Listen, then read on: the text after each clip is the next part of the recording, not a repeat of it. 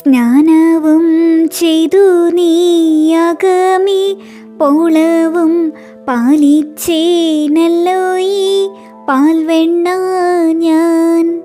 ഇങ്ങനെയുള്ളെനിക്കേതുമേ തരാതെ എങ്ങു നീ പോകുന്നു ദെന്നമ്മേ ചൊൽ. ഓമന പൈതൽ താനിങ്ങനെ ചൊല്ലി തൻ കോമള ചുണ്ടു പീളുർക്കുന്നേരം ഉണ്ണിക്കൈ തന്നിലെ വച്ചു നിന്നിടിനാൾ വെണ്ണ താൻ കൊണ്ടു പൊന്നമ്മയപ്പോൾ.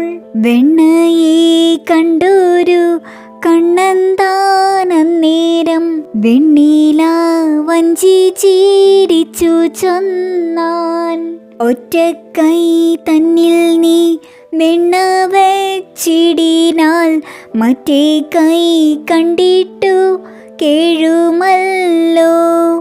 മൂത്തവൻ കയ്യിൽ നീ വെണ്ണ വെച്ചിടുമ്പോൾ ആർത്തനായി നിന്നു ഞാൻ കേഴും പോലെ.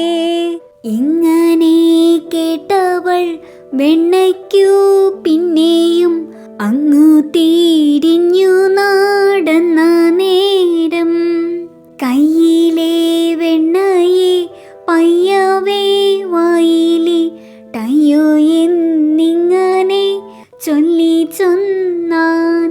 കള്ളനായുള്ളൊരു കാകൻ താൻ വന്നിട്ടെൻ കയ്യിലെ വെണ്ണയെ കൊണ്ടുപോയി.